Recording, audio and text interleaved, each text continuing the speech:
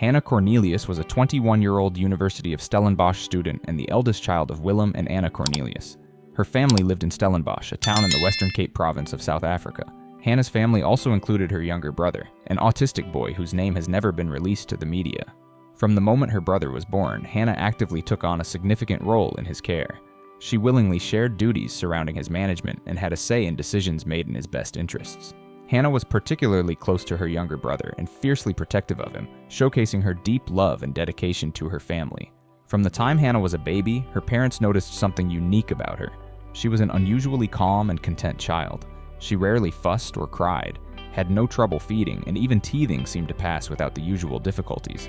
As Hannah grew into a teenager, her calm and thoughtful nature continued to shine. Unlike many of her peers, she never went through a rebellious phase.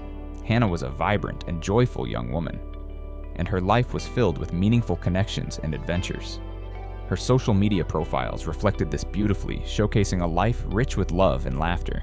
Her pages were filled with photos of her family, friends, beach outings, camping trips, and her two beloved cats, Mimi and Matisse. Each image told a story of a young woman who cherished her relationships and embraced life with enthusiasm. On the evening of May 27, 2017, a Saturday, Hannah spent time with Cheslin Marsh, a fellow 21-year-old student. Cheslin shared many of Hannah's qualities. He was hardworking, kind-hearted, and deeply thoughtful. Though there were no romantic feelings between them, they were close friends who enjoyed each other's company and shared a strong bond. Now second-year students at the university, Cheslin and Hannah were excited for what the future had to offer. After a long week of studying and attending classes, the pair had made plans to round off the week with evening drinks together. The night had gone smoothly, and by the end of it, Hannah had offered Cheslin a ride home in her blue and white Volkswagen City Golf, a gift from her grandmother. Cheslin gratefully accepted, and just after 3 a.m., the pair headed home.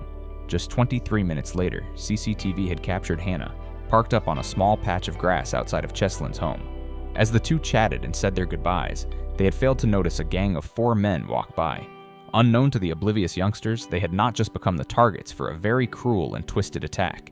Undetected, the men decided to circle back around and approach Hannah's stationary vehicle. With a sharp thud on the back of the window, Hannah and Cheslin's feelings of security were suddenly dashed. Armed with a screwdriver and flick knife, one of the men held a weapon to Hannah's chest through the open window before forcing themselves into the vehicle. Almost immediately, Cheslin was robbed of his cash, jacket, earrings, and phone, with Hannah's purse and phone also being taken by the intruders. At 3:37 a.m., the CCTV captured one of the men, a man later identified as 29-year-old Nashville Julius, leaving the car. His role to stalk and secure a random vehicle now complete, leaving the other 3 men to partake in the events yet to come. The remaining men were later identified as 27-year-old Geraldo Parsons, 28-year-old Eben van Niekerk, and 33-year-old Vernon Witbooi. Meanwhile, inside Hannah's vehicle, the true horror was beginning to unfold. Hannah had been crammed into the seat well of the front seats where Vernon Witbooi and Geraldo Parsons now sat. Cheslin was pinned in the back by Eben van Niekerk. Throughout the entirety of the ordeal, Cheslin was desperately trying to reassure Hannah that everything would be okay and pleading with her to stay calm. Within minutes, the CCTV showed Hannah's vehicle now being driven away into the night with all 5 individuals still in the car. The next sighting would come over an hour later at 4:34 a.m. This time, Hannah's vehicle was caught on camera pulling into a Caltex petrol station on the corner of Bottleary Road, just outside of Stellenbosch. Here, a still from the footage appears to show Hannah motionless and looking blankly ahead in the passenger seat. By this point, Cheslin Marsh had already been forced into the trunk of the car, leaving Hannah alone to the mercy of the 3 men. Cameras inside the store captured Vernon Witbooi attempting to use Cheslin's bank card at an ATM to withdraw cash. But after multiple attempts, the PIN that Cheslin had provided had proven to be incorrect, something the men would later make Cheslin pay for. After leaving the petrol station, the men made multiple stops at the homes of drug dealers, even stopping at one home to smoke crystal meth before heading in the direction of Kryfontein. After being driven around aimlessly for hours, at 5 a.m., Hannah and Cheslin were offered a glimmer of hope when their kidnappers claimed they would take their victims home. They told Hannah that they would use her car to drive themselves home before allowing her to leave. But sadly, Hannah would never see her loved one again. After driving Hannah and Cheslin to a remote area, the 3 men parked up and removed Cheslin from the trunk. His final memory was of the men holding bricks. He closed his eyes and began to pray. What followed was a heinous attack that seen him beaten around the head and left for dead along the side of the road. Miraculously, he would later regain consciousness. He attempted to enter the sliding door of the first home he seen, but was chased away by the owners. The residents called the police, and Cheslin was taken to hospital and treated for a broken arm and deep head wounds. It was later discovered that he had also permanently lost his hearing in his left ear. However, Cheslin's only concern was whether his friend was still alive. Sadly, he would soon learn that hours earlier, Hannah's body had been found dumped along the roadside. She had been brutalized and murdered. Between the hours of 6 a.m., 7:30 a.m., Hannah had been driven to a secluded paintball site on Bottle Ray Road where she was subjected to a repeated and vicious sex attack by the men. After the assault, she was driven a further 12 miles to a farm road where the gang claimed they had planned to leave her alive until she put up a fight. The men stabbed Hannah in the neck before dropping a 2 feet 40 kilograms rock on top of her head, completely crushing her skull. After her slaying, the killers took her car and drove away. At 8:20 a.m., 2 workers who had been carrying out work on a borehole the day previous had noticed that the area was not how they had left it. After catching sight of Hannah's body, they had believed her to be a doll, but after getting closer, they saw Hannah's jeans were pulled down and there were bruises on her knees, legs, and arms from the strong grip of the men who had killed her. After taking Hannah's life, her killers had continued their crime spree. Their next victim had been a woman walking to work in Kryfontein. After chasing her down, they had stolen her bag and phone before driving away. By 1 p.m. that same day, the men had kidnapped another young woman and taken her belongings. Still using Hannah's car, they had driven the woman to a petrol station in Breckenfell. Here, Witbooi withdrew 3,000 rand, approximately 150 pounds, from the kidnapped lady's account before they freed her close to the spot where they had murdered Hannah hours earlier. Van Nieberk was dropped off at home after this attack. With police on the lookout for the men, just before 2:30 p.m., Parsons and Witbooi were sighted in Hannah's car by undercover officers. They desperately tried to escape down a private farm road, but after being blocked by a large security gate, had no choice but to ditch the car and try to escape on foot. Multiple armed officers chased the killers down, and they were soon arrested. Dot over in Stellenbosch, Hannah's parents were left inconsolable by the news of their daughter's murder. In the months after Hannah's death, as investigators built their case against the 4 men, Willem and Anna poured their grief into creating the Hannah Cornelius Foundation, an organization that helps children receive an education and escape violence within their community. In May of 2018, the court proceedings finally began. The evidence against the men was solid, with witness testimonies, full confessions from 2 of the men, multiple CCTV footage, and even the rock that was used to murder Hannah being used as evidence. One of the most poignant moments during the trial came when Cheslin Marsh, the sole survivor of the attack, took the stand to testify. With his family by his side for support, he faced his attackers directly, looking them in the eyes as he recounted the harrowing events. Though his voice trembled and tears welled up, Cheslin's resolve never wavered. His courage and determination to seek justice for his dear friend, Hannah, shone through, leaving a profound impact on everyone present in the courtroom. Cheslin Marsh, deeply traumatized by the events of that fateful night, found it impossible to continue with his studies. The emotional and psychological scars left by the ordeal weighed heavily on him, forcing him to step away from his academic pursuits to focus on healing and recovery. The loss of his close friend Hannah and the brutality of the attack had left an indelible mark on his life. During the trial, one of the 4 accused men took the stand and recounted the chilling details of Hannah's final moments. He revealed how the young student, in a desperate attempt to save her life, had pleaded with her attackers. Hannah, helpless and terrified, had tried to bargain with them, offering to submit to their demands if they promised to let her live. This heartbreaking testimony laid bare the sheer cruelty of the crime and underscored the immense courage Hannah had shown even in the face of unimaginable fear. During the trial, Geraldo Parsons said they believed they had killed Cheslin and admitted being the first one to sexually assault Hannah. Despite this, all 4 men pleaded not guilty to Hannah's murder. Fortunately, Geraldo Parsons, Eben van Niekerk, and Vernon Witbooi would all receive life sentences, with Nashville Julius receiving 22 years for aiding a robbery and kidnap. The killers displayed a chilling lack of remorse throughout the trial. At times they were even seen smiling and giving a thumbs up in the courtroom, as if mocking the gravity of the proceedings. One of the accused went so far as to brazenly wear the jacket stolen from Cheslin Marsh on the night of Hannah's murder, a cruel and calculated act that added further pain to an already devastating situation. Their callous behavior underscored the depth of their indifference to the suffering they had caused. Tragedy struck the Cornelius family again less than a year after Hannah's death. Anna Cornelius, Hannah's mother, had tried to cope with her grief by maintaining a daily routine, including a 7 a.m. swim in the icy, stormy waters of the Atlantic Ocean. One morning, she walked into the waves as she always did, but this time, she never returned.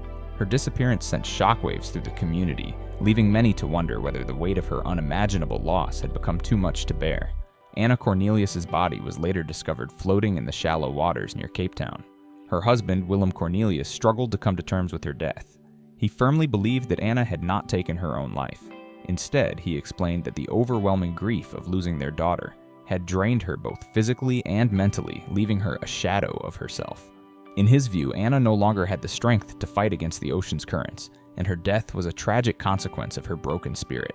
Meanwhile, Hannah's younger brother, who had always shared a special bond with her, continued to grapple with the loss. Too young to fully comprehend the permanence of death, he would often ask when his sister was coming home.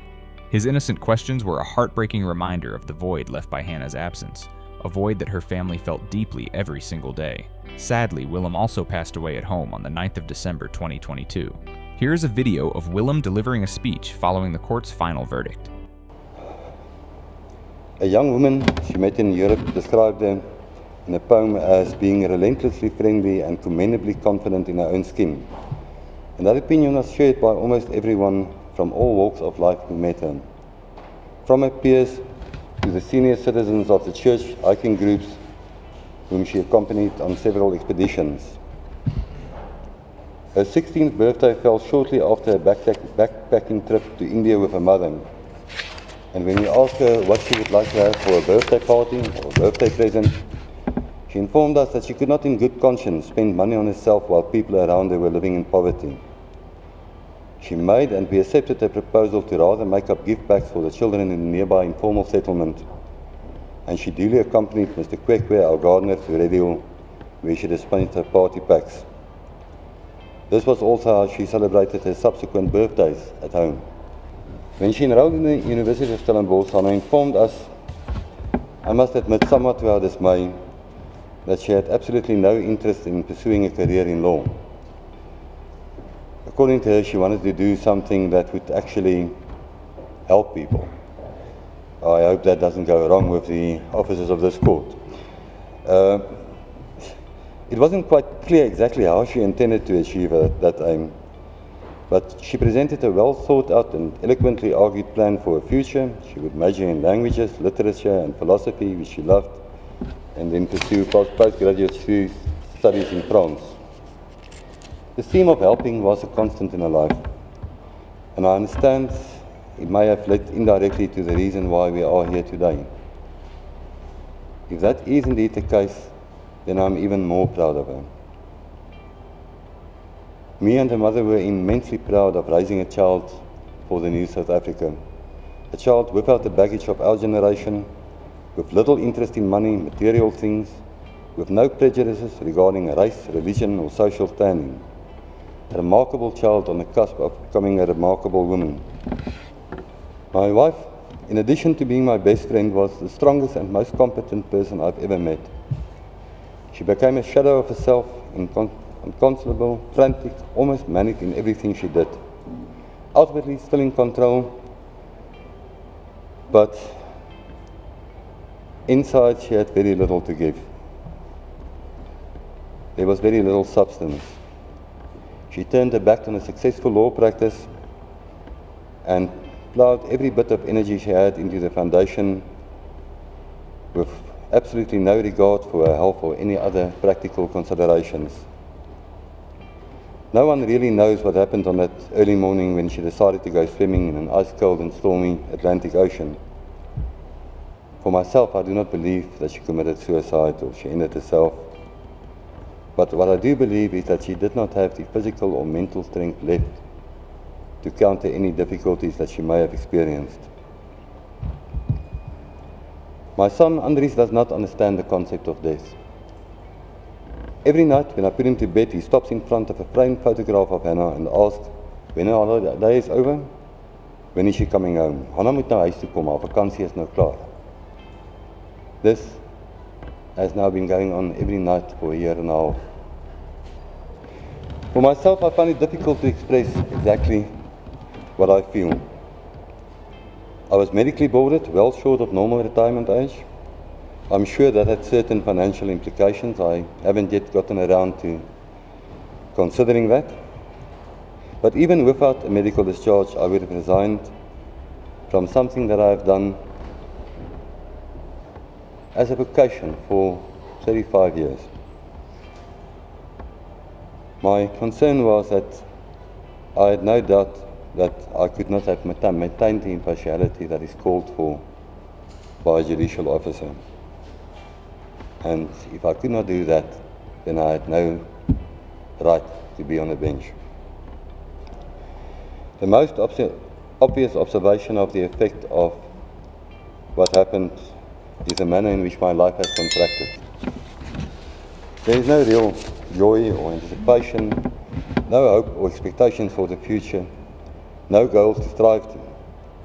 Just the obligation to give my son as much of a life as he can have for as long as he can. Still, I did not come here today to elicit sympathy, and I can't help feeling guilty about the publicity that this trial has gathered when the most vulnerable members of our society, the women, the children, the elderly, are seemingly assaulted, murdered and abused on a daily basis, and not an iota of the attention is paid to the majority of those cases. I do not know why. All that I know is that my daughter would have agreed that it is not fair. I'm well aware of the constraints placed on this court in imposing sentence, and I fervently hope that the court will consider imposing a sentence that will at the very least prevent other parents from going through what we have gone through as parents, as far as the accused in this matter is concerned. Thank you very much, Your Honor.